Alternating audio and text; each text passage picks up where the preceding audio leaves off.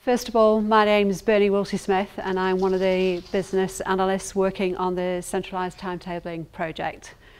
We have with us this afternoon Peter Bolton, who is from Sion in Australia, and he is our timetabling expert. I'm just going to talk to you for a few minutes about the background to the project, and then I'll be handing over to Peter to talk in a bit more detail about Syllabus Plus and what it can do around the timetabling. So, background to the project. Well, obviously the catalyst was actually the earthquakes. But although the earthquakes has been the catalyst for this project and it's been the main motivator for getting this going, there is some historical data around the utilisation of our rooms at both of the campuses. And it's currently, the occupancy for our teaching spaces is around 40%, which is quite low. When the it's called the TEFLA average, which is the Australasian basis, is around 85%. So we've actually got quite a long way to go to improve our utilisation.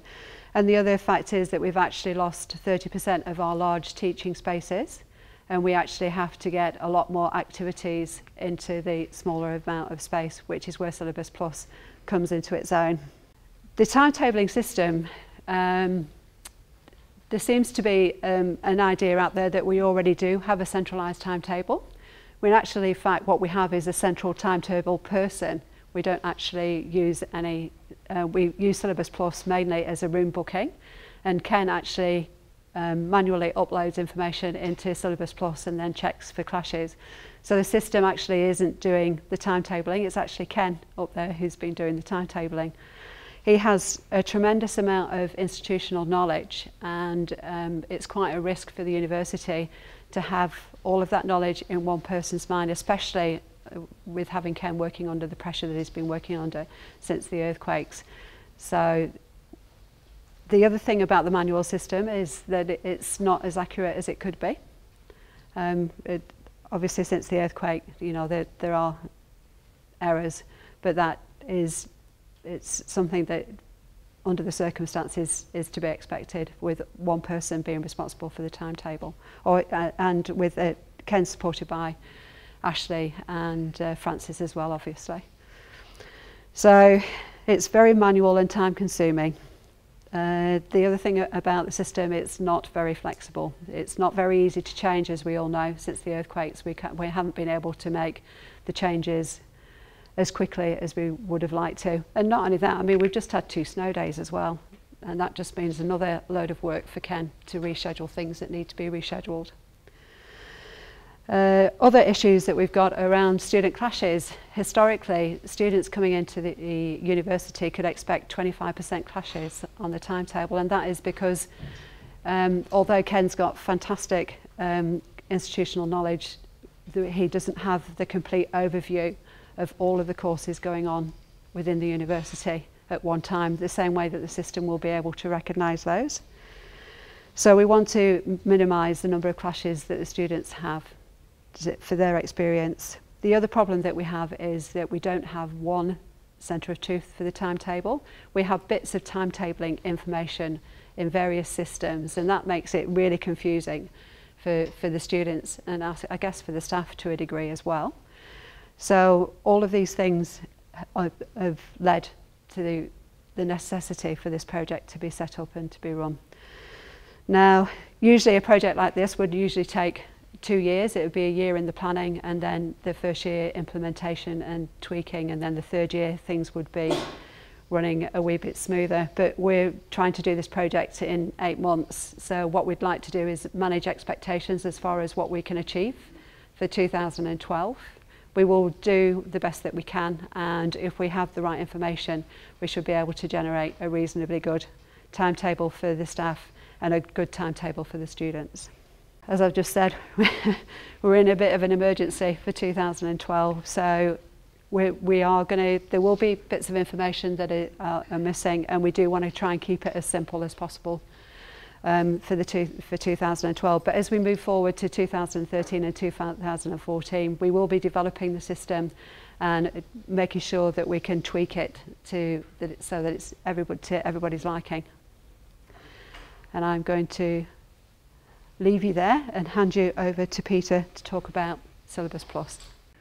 Right, well now let's talk about, first of all, what you've been doing, because you've been using Syllabus Plus here for I think about 5 years now, and you've been using it essentially as a room booking system, no more, just a room booking system. And if you're using it in that way, the way you've been using it up to now, you're using about 10% of its capabilities. Now what we're going to try and move you on to by 2012 is using the software to about 80 to 90% of its capabilities. So it's a big jump, and it means that things are going to be a little bit different. In fact, the way we're going to be using the system is totally different from the way you've used it up to now. That requires a bit of a mindset change in many cases for staff involved with this, but we hope what we're going to deliver to you is a far better resource scheduling service. Now, up to now, you've been using Syllabus Plus as a central room booking system. What you're going to be moving to is instead a resource scheduling system. It's quite a different way of working, because with the room booking system that you've been using up to now, it's a question of demand and supply.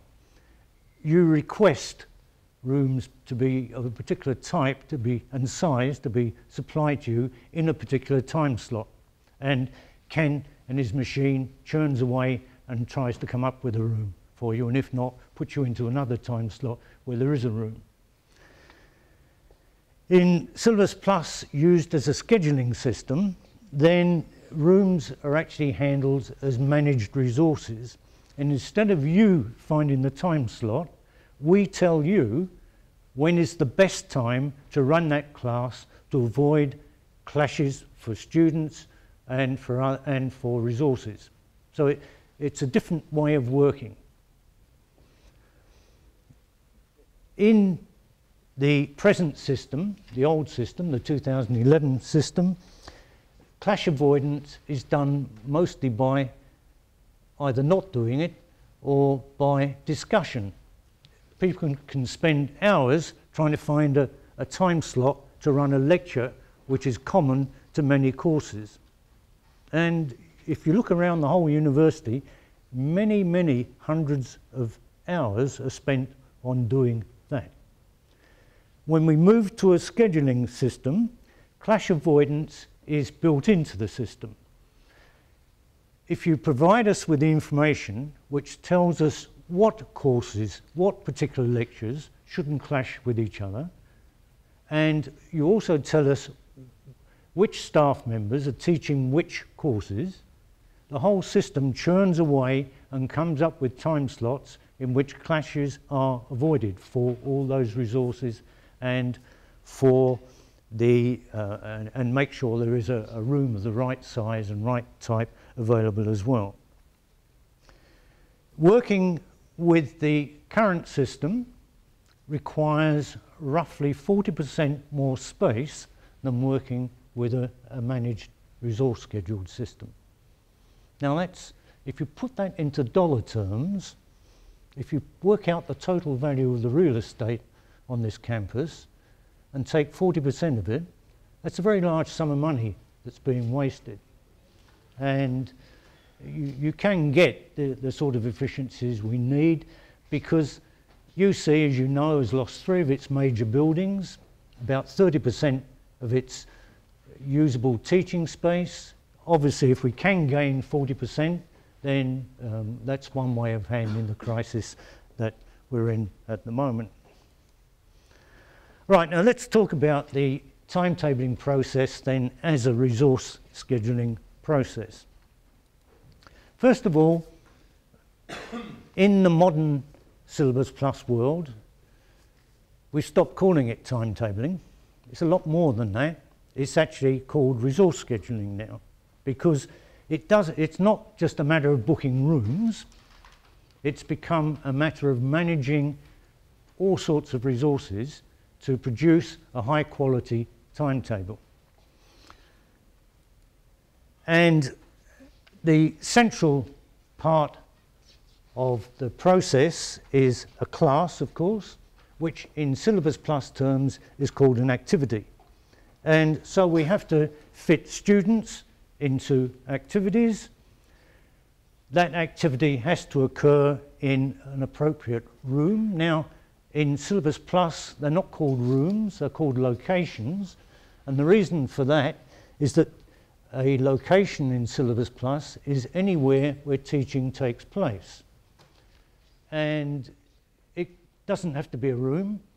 I set this up for UWS in Sydney, which has a large agricultural school, and they were timetabling classes into orchards, paddocks and dairies and things like this. So it's anywhere where teaching takes place. It is a location in Syllabus Plus. We have to put staff into this, and we're talking about teaching staff, but we can also schedule, for example, laboratory staff. If you're scheduling laboratory classes and there has to be a laboratory attendant or a technician scheduled for that class as well, you can build that into the system as well. And also you can actually schedule equipment in. If a particular class requires a specific piece of equipment which is shared amongst several courses or several departments even. A good example of this is a large scientific piece of equipment like a mass spectrometer, which is used by perhaps some third-year science classes over various courses. You can build that in so that if it's being used for one class, it can't be scheduled for another one. You can tie particular equipment to particular classes in this way, and it takes all these factors into account in producing a scheduled timetable. The way it does this is to look at locations. It looks at the suitability of locations. Is it suitable for this particular teaching activity? It looks at the availability of that location. Is it available in the time slots we're looking at? It looks at staff suitability. Is it a staff member who's able to teach this particular course? Is the staff member available, or is he or she teaching somewhere else? It looks at students. Should this student be attending this particular class? And is that student available in that they're not actually attending another class already? It takes all these things into account and finds a suitable time slot for this. Now, if we go back to the way this is done in the present manual system, it's really quite an involved process if you think about what actually goes on in preparing the timetable each year. Because what happens is, first of all, somebody has to gather the information. That information is usually put into something like a spreadsheet or something like this. You work out the available time slots for that, for these series of classes, these series of courses. Look, you try and work out whether this will fit the staff that you have available. If it's a course which is shared with other departments, or other departments have to be, their students have to be scheduled into your classes as well. You have to liaise with all these other departments. If it's a core subject, we don't want core subjects clashing with each other, or they can't be core subjects. And if there are clashes, you have to go back, work out more time slots, and you keep going around here. And then finally, when you've worked out the time slots, you request the rooms to be made available for these time slots. If they're not available, back you go to square one, all round again. That's an enormous amount of effort, and it goes on every year.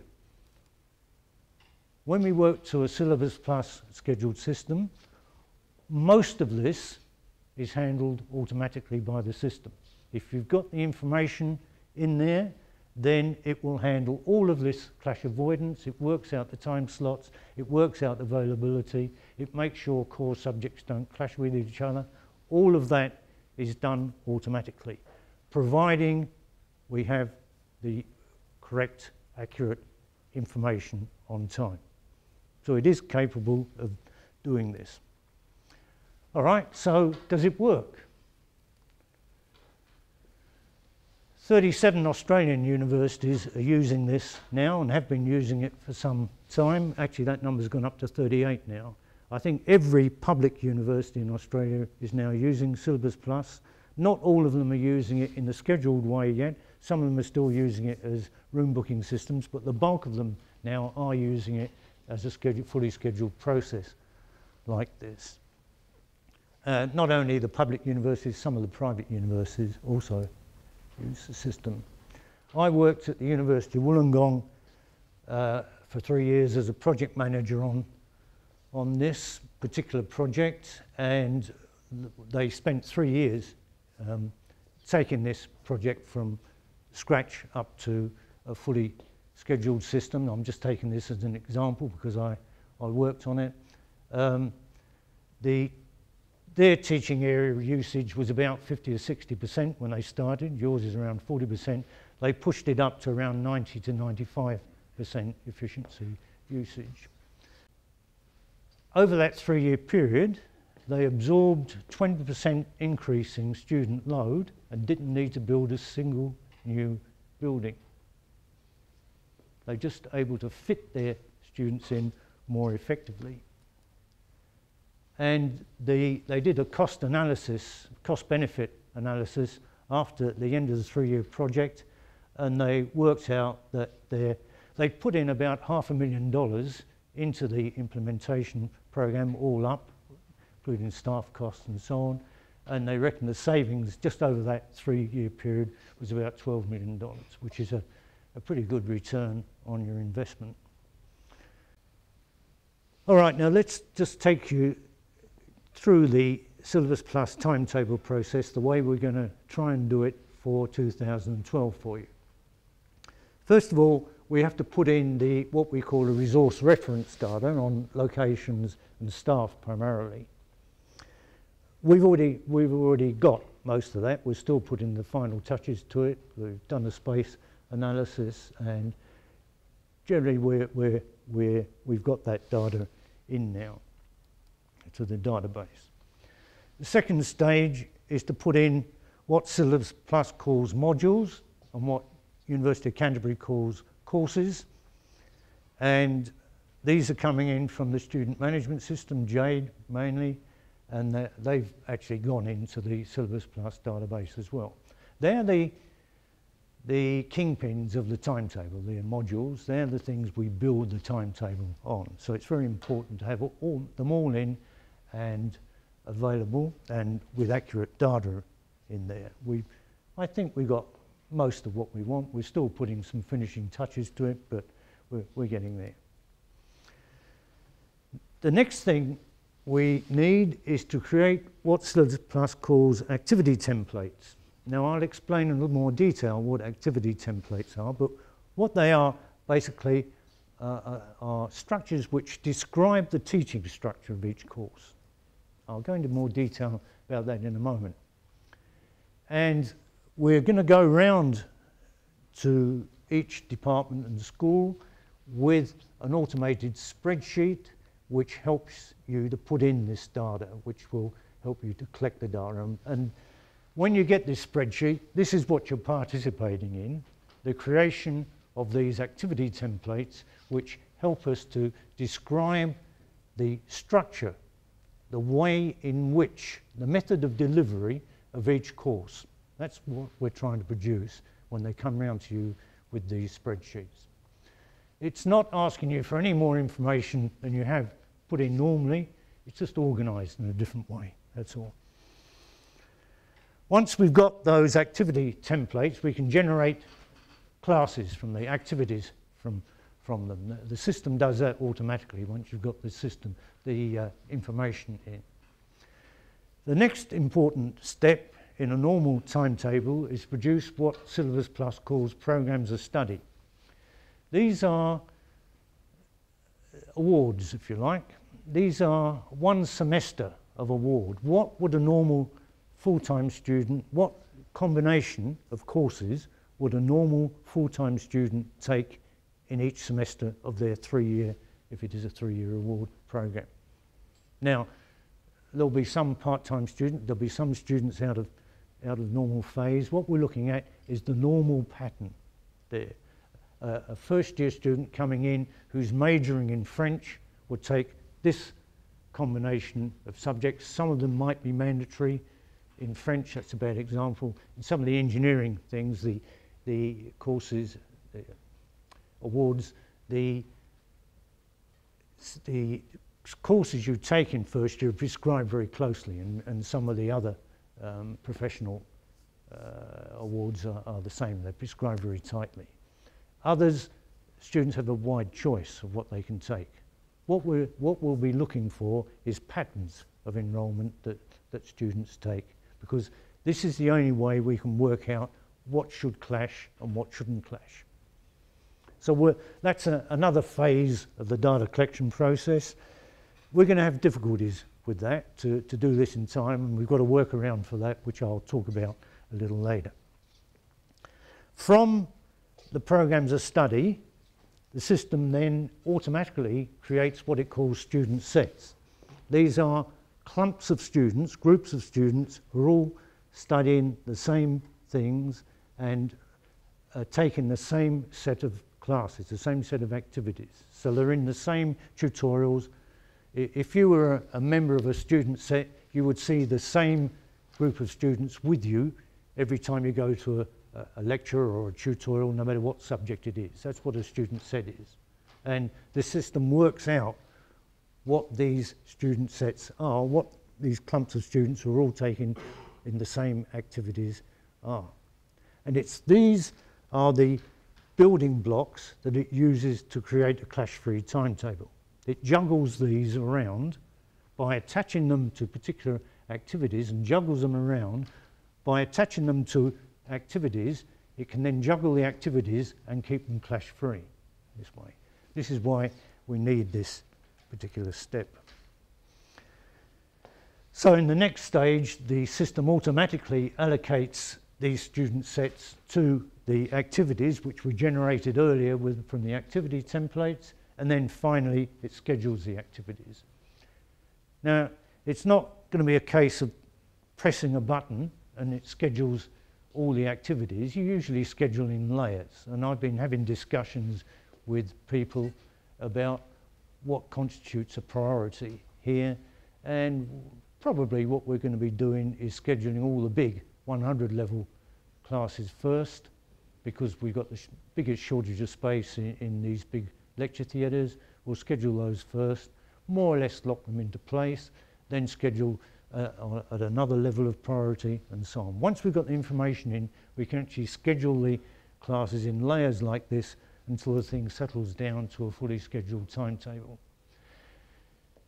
We're hoping to have some sort of timetable, I'll talk about what sort of timetable in a moment, out in time for the October enrolments. It's going to be quite difficult to do this, but we're fairly confident we can do this. In fact, we've got to do this. And then we're hoping to have the final timetable out by January. There will be a series of draft timetables which you'll be given the opportunity to comment on. Now, when you're looking at these draft timetables, do bear in mind we are in an emergency situation. You might not get everything exactly what you want. The important, just try and check it from the point of view of, has it done the important things? The details can come later, but what we want to know when you start getting these draft timetables is, are the fundamentals right about it? Syllabus Plus can in fact create timetables in two different ways. It can create what the system calls a draft or provisional timetable, and to get this it uses estimated numbers of students registered in each course, enrolled in each course. If we know, this is where we often depend on local knowledge. You usually know roughly how many students are in each course. We can look at last year's numbers and things like this, but in particular the sort of information we're going to be trying to get from you when we go through this exercise is what combinations of courses do students normally take in your particular area?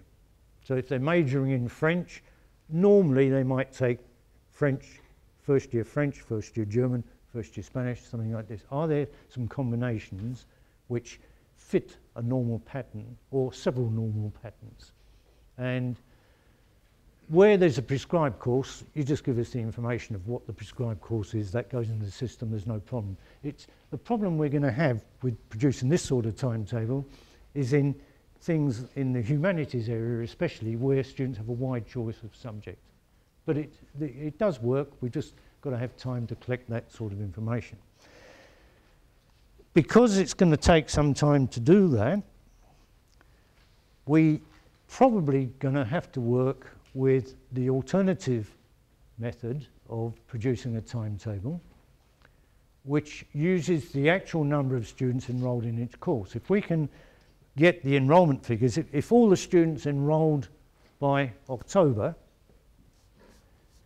we could run a timetable based on actual student choices, and it would be largely clash-free because we know how many students there are in each program. We don't have that luxury. If you're looking at the Australian scene, the situation in Australia is that most institutions are unable to produce what they call a final timetable. They can only ever produce the draft timetable because they don't have the enrolment numbers in time to produce a timetable. They need the timetable before the enrolments are completed. In order to do that, you need very detailed information about the course structure, because you need to know what subjects can clash and which subjects can't clash. We don't have time to collect that. Because we don't have time to collect that, we've got to find another way around this, and the other way around it is to use the student enrolment data.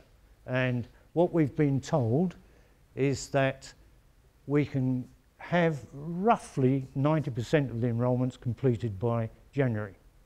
If we can do that, we can produce a timetable which is based on those student enrolment numbers. Okay, now this is again an emergency thing. It's not something we would normally do. It's something we've been forced into because of the situation. Next year, we will go through the more conventional way because next year we will have the program information. We will know what, because we've got time to collect it, we will know what information, what courses shouldn't clash with each other. We can build that in, we can produce a proper provisional draft timetable. We may or may not go on to a timetable. When I talk about next year, I'm talking about 2013. We may or may not go on to that depending on circumstances, but we will certainly go down that track of a provisional timetable in time for the enrolments for the 2013 timetable. Okay, we are in a fix about what we're going to do to produce a timetable for the students to use an enrolment in October this year, and we're working on various workarounds for that, is the best I can say to you at the moment. We are confident we can get some sort of timetable out. It may be a timetable in which we can guarantee the lectures won't move, but the smaller group classes may move in the final timetable, just to fit everything in. What we have to do is to map Syllabus Plus onto the University of Canterbury academic framework.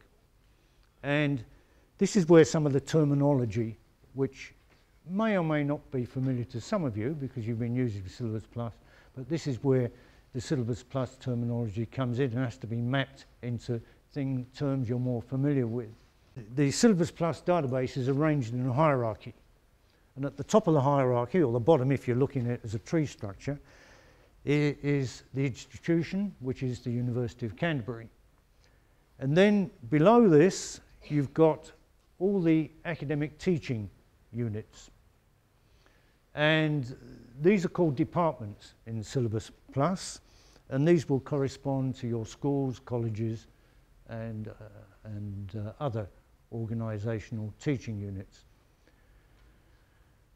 The location are, as I said before, is any teaching facility. So all your rooms need to be in the database, and anywhere else where teaching takes place needs to be put into the database as well. So if you've got teaching going on in unusual places, please make sure we know about it and it goes into the database, because it is important that we keep track of all the teaching actions in the university. A zone in Syllabus Plus is a campus, because in Syllabus Plus you can actually allow for travel time from one zone to the other, and it won't put staff or students on two campuses unless they can actually get from one to the other in the time allowed. And we've recognised two zones here, Ilam and Dovedale, and they're built into the database now. The staff is teaching staff, and again, if you've got some other staff, such as laboratory staff, that need to be scheduled as part of the teaching activities, then you need to let us know about it as well. Programs of study, we've decided at UC this will be one semester or one session of an award, and we're trying to collect some of that data now, but we won't have time to do it in time for the 2012 timetable. We will be around doing this for the following year's timetable. Modules in Syllabus Plus are what UC calls courses, and they're already in the database, and we'll continue to go in updating them until the August cut-off date for these. And activities are what Syllabus Plus calls classes. Now, there are three terms in Syllabus Plus terminology which have no University of Canterbury equivalent. One of them is activity templates, the other one is student sets, and the other one is suitabilities. Now, activity templates describe the basic teaching structure of a module, of a course. I'll go into that in a little bit more detail explanation in a moment. And a student set is a group of students who all attend the same activities each week, and this is the basic student package. It manipulates, it juggles clumps of students as student sets, and it organises students into packages, if you like. Every member of that package is taking the same set of activities, the same tutorials, the same lectures, and so on. Suitabilities, there are two types of suitability which are used in Syllabus Plus. One is a location suitability. This is a property which describes the facilities in a location. For example, in this particular room, it would have the suitability of tiered, because we describe rooms as either flat or tiered, and you can choose whether you want your teaching activity in a flat floor room or a tiered lecture theatre like this. We can describe rooms as laboratories or teaching rooms, flat rooms like, tiered rooms like this, flat rooms for tutorials, if that's what you want. And then there are staff suitabilities, and I'll explain a little more how these are used. But these are properties which describe what subjects staff can teach. You can put a designated staff member, attach a designated staff member to a particular activity, to a particular class, if you want to. That's fine. Usually with lectures, you know who's going to be teaching the lectures, and you can say, okay, Dr. So-and-so is teaching that one, somebody else is teaching this one. You can also instead have the system find a member of staff who's available and who is capable of teaching that class. Now, that actually is quite useful. Supposing you've got the situation where you've got four first-year tutorials, all exactly the same, but in different time slots, and you want one member of staff to teach each one, and you've got 4 members of staff who are able to teach those 4 tutorials, which one do you choose? Now, if you let the system choose, then the system can choose the member of staff who's available and who has the least hours. So you can actually use it as a load balancing term. Now you don't have to use this. Let me emphasise, you can just say, okay, this staff member is teaching that tutorial, that staff member is teaching that tutorial. There's something a bit freaky about having a system allocate you to a class. I can understand that. Okay, again, you don't have to use the facility. It's a tool which is built into the system, which is actually, you'll find very useful if you're handling large group classes. I've been down this track. I'm not just talking out of my head. I was a Dean of Science for 10 years and I taught in universities for 30 years. And so I've been through all these exercises of allocating students to, allocating staff to activities. And if I had a tool like this to work with, it would have been a real godsend times. Okay, now let's talk about these funny activity templates a bit more. As I said, they describe the basic teaching structure. And this is the piece of information we're really going to be needing from you over the next 2 or 3 weeks.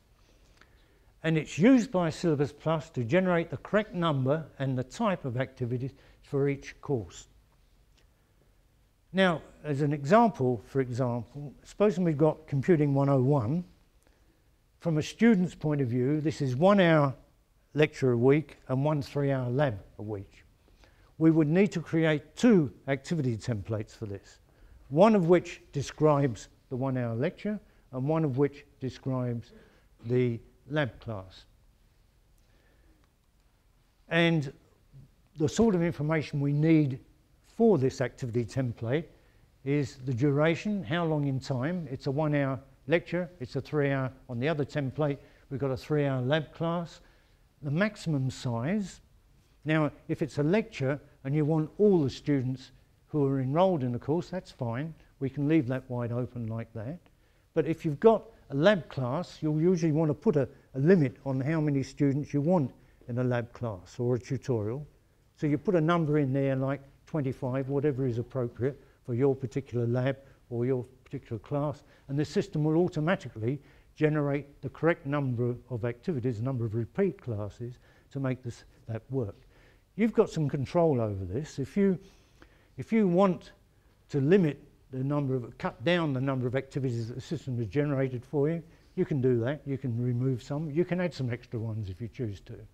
If you don't want to work with every activity, every tutorial stuffed full of students, you can generate a few extra ones if you choose to. But if you just leave it, it will take the number of students who you have said or it knows is enrolled in that course. You tell it the maximum size of the tutorial, it will generate automatically the right number of tutorials and schedule these into appropriate time slots. You also have to tell it, built into the activity template, the preferred type of location. You don't tell us the room you want, you tell us the type of room you want. Okay, and the system will then find a suitable room which is available in the suitable time slot for you. It's one of the factors it takes into account.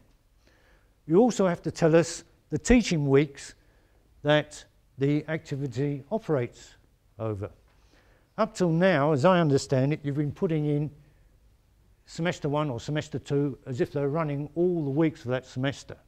Now, if your particular activity doesn't run every week of the semester, tell us, because that gets built into the system as well, and somebody else can use that room when you're not using it.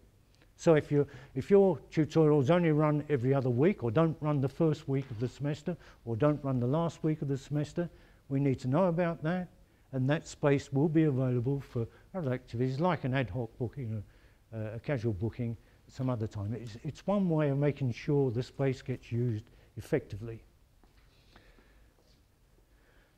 Then again, staff, you can just say, okay, this staff member is teaching that tutorial or that lab class and so on. You can do that the way you've always done it if you choose to.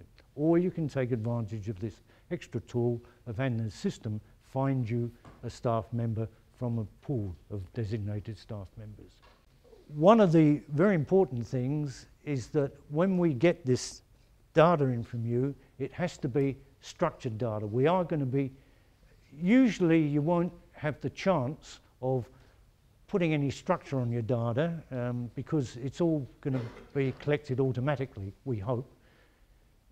It is very important for us though to stick with a fully structured database. By that I mean the way we name things, the way we name activities, the way we name locations are all going to be very tightly constrained. There's going to be a set of rules about how these have to be named. The system will handle this automatically most of the time, but it is extremely important that we have a highly structured database in this way, and if you get asked for information that seems superfluous to you, it may be because we're trying to make sure the thing is structured properly. Syllabus Plus, as you have found over the last few years, will run with unstructured database. It will run with almost any rubbish you put into it, but it won't give good results if you do that. So we are trying to make sure the data that goes in is properly structured now. And if we seem a bit finicky at times, that's why we're a little bit fussy about this. Because what you will find is with a database which is structured consistently and properly, that the reporting systems work better, and if we do have problems, it's much easier to locate the problems. There are in fact two flavours of Syllabus Plus. There's Syllabus Plus Classic, which is the one you've been working with for a few years now. This is the older interface, and it's been set up here for a few years now.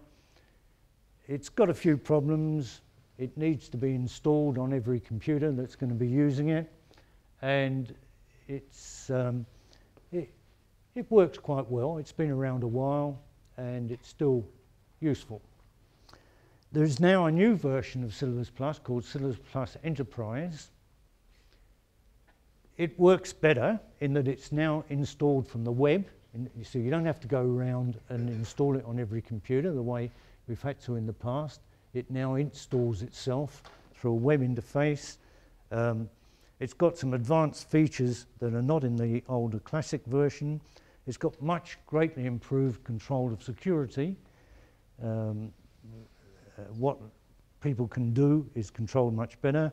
But the beauty of this is that if we move to Enterprise, the classic is there sitting underneath it as well, so we can still use that as well. So you can still go back to those of you who've been using Syllabus Plus, even if we do go to the new version, you can drop back to the old version and still look at the data through that. At the moment, the plan is to stick with what's been tried and tested, the older version, but sometime during 2012, we will move up to this new interface as well. So there will be a change going on there as well. Let's just go through these things in a bit more detail. Zones, remember, are what we can do with zones is to allow for travel time. You're lucky here that you've only got two zones, two campuses, which are fairly close to each other. Many universities who use this in Australia especially have campuses, 6 or 7 campuses, which are spread. In the case of the University of Western Sydney, for example, they're spread 100 kilometres apart across the whole of Western Sydney, and they have students and staff, mostly staff, moving from one campus to the other. The system can handle that. So you've got a much simpler system here than in some of the other places. Some places who are still using a room booking system allocate particular buildings as zones and allow for travel time between buildings. It's really not necessary, and we're not going to go down that track here. Everywhere we have a difficulty defining what is a department, and I've suggested that we define a department at University of Canterbury to be any unit which offers courses. Any unit which teaches courses will be defined as a department. Now, If you can find holes in that, if you can think of reasons why that won't work, then please let us know. But as far as we can see, having had a look at the data, if we define a department in this way, it should fit the teaching requirements of this university. If there's some special thing you know about, please let us know. There will be an extra department in there, which is a non-teaching department, and that's the University of Canterbury, which we put into the system as a department. And you will find that the University of Canterbury owns a lot of resources. They owns all the rooms, all the locations, for example. It owns all the other objects in the database that aren't things like staff. Staff are owned by a particular department but can be shared between more than one department. Modules, that is courses, are owned by a particular department and so on. But the default owner department of all other resources will be the University of Canterbury, and that includes all rooms. We're managing location suitabilities, how we describe rooms. We've got a fairly small list of these now. The smaller the list, the easier it is actually to get the sort of room you want. The more tightly bound you make a restriction, if you give users the opportunity of having, I'll have one of those, I'll have one of those, and I'll have one of those in the room I want, you end up, every time you put one of those in, you get a smaller and smaller pool of rooms that are available for teaching that class. So what we've tried to do is to keep the number of choices quite small for you. So you'll be asked, for example, the type of room, flat-floored, tiered, lab. You'll be asked to pick an AV category, and we got things like, they're a bit more complex than that, the categories we got with a lot more facilities, but this illustrates the sort of structure that we have put in place.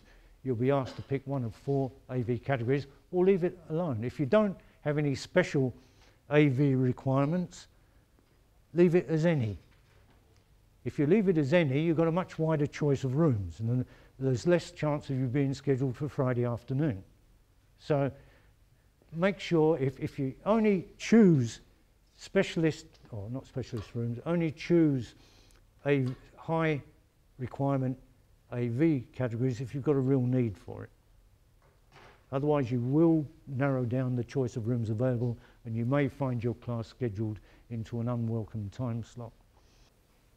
Yeah, I did explain this to you about the suitability. I got a bit out of phase on that, but just don't knock this without trying it, is my suggestion. If you've got the job of finding staff to teach courses, as I've had for many years, it really is a boon to be able to do this. Okay, stick with the standard way of putting Joe Smith on this lecture and Fred Smith on another one and so on if you choose to, but where you've got especially large numbers of classes to fill, especially with casual staff, this really works a treat.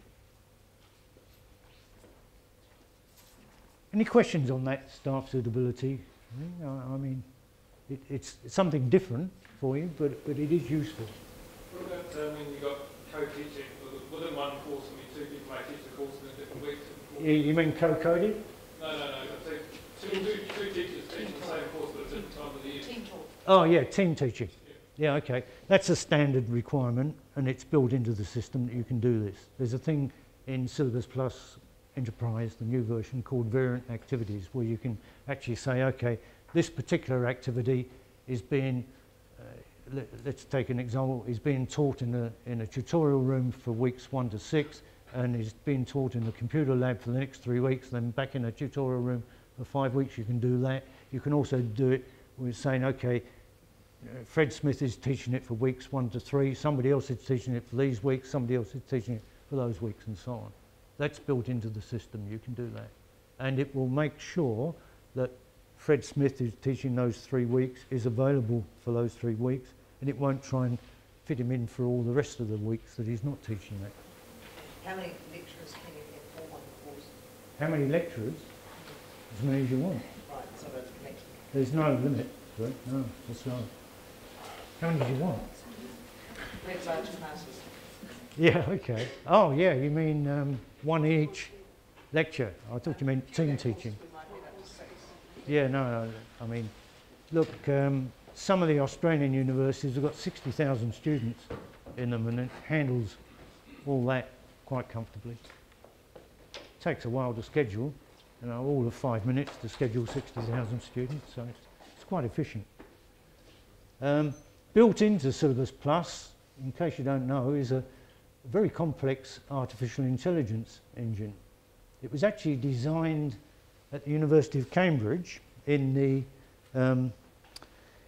artificial intelligence laboratory there, and it's still got that same artificial intelligence engine built into it. This is what makes it so smart. If you give it the right information, it can do wonders with thousands of students and thousands of combinations. Yeah. So this scheduling sounds really useful for cases where we use, as you say, casual staff, student demonstrators and so on.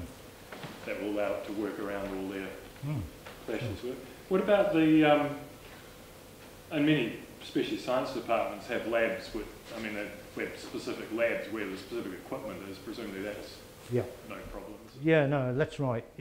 You'll, in this, when we come around with this data collection template, there's one field there where you've got a drop-down menu with all your specialist laboratories will be listed, and you can put this particular activity in that particular laboratory. Yeah, so it'll work exactly the way you work now from that point of view. You can designate this lab for that class if it's a specialist laboratory. Does that also allow other people to book that specialist lab? No, only members of that department. Unless the other department, the owning department, has agreed to share it with you. Then it can. Just following up on that lab scheduling thing, presumably you can book it or prepare it in some way for preparation of the laboratory and cleaning up of the laboratory. That's the sort of information you need to let us know. Yeah. If you need extra time for things like that, we can build it into the system if we know about it. I mean, the easy way around this is to, but the wasteful way around it is to make a 3-hour lab a 4-hour time slot. Whatever. But there are other ways of doing it. Okay. All right, now just some final points. First of all, we will be asking you for a lot of information, but very little of it is new information. It's information which you have to have somewhere, either up in your head or on a spreadsheet or somewhere or other, this information you're already using. So it's not new information we're asking for usually. It's information you've always had to provide in some way or other. It's just organised differently. The second point is next year, hopefully, you won't have to go through all this major exercise again, because we're not going to throw the information away and not use it again. Next year, whatever method we use for data collection, will be pre-populated with the information you've given us this year, and it will be just a matter of updating it. Now, we haven't decided how we're going to be doing the following year's data collection yet, but you can have my assurance that we will use as much of the information you're giving us this year as much as we can next year as well. So it's a big exercise initially. Once we've got the data in, it's a much easier job in later years.